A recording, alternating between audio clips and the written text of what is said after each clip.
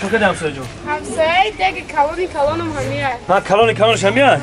یک خان تا هزار اما خان من میرم کار مپود میکنم با بگاهی رو بگردونده میام هم یک ساعت نیم ساعت من همسایه جون هزار اما ایتا ایدک توزایه همسایه من معلومه حج زوقات نکنه خی یا توبه کنم خدا چی درام گرفتی دیگه من حیرون میشم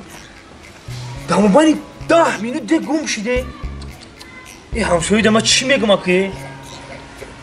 پیش همسایه هم شرمنده شدم همین یکون بوده که بیعقل گرفت گریخت دیگه نمیدونم یافتم همسایه همسایه بخشش همسایه جان دکتر آوردم اوی دیگی من نیستم کو دیگی من کلام بود اوکی همسایه جان دکتون زوی دیگی من زوی؟ اوکی دکتون زوی این بچه دکتون های اوی این بچه دیگی من بده رحمت همسایه جان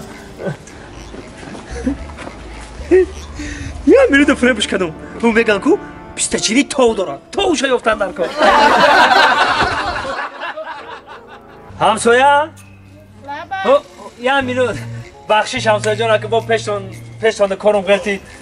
همون دکتر یه باری دیگه میدوده این همسایه دیگه بردن دیگه منو کو اوخه بردم اوخه که مهمونو هول هم نرفتیان هم مهمونو رو گسل کنم هم دکتر میدودین بخشش یک همسایه جان ده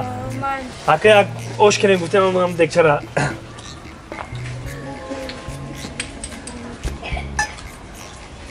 هزار رحمت همسایه جان هزار رحمت های زمین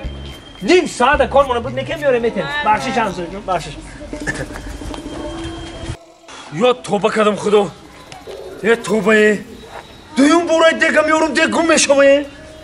او یکون گوده کم نگذاشته که بگم گوده گرفت یا توبه پشتی من یکون که از نگاه کده میکردم هم دیگه میارم دیگه گم میشوه دیگه میارم دیگه گم میشوه یا توبه این خیلی بالاشه من ناو دیدم در حیاتم توبه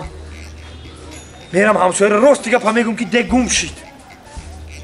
دیگه خیلی چی میگم نه دیگه تو گم شید بگم باید باور نمیکنه یافتم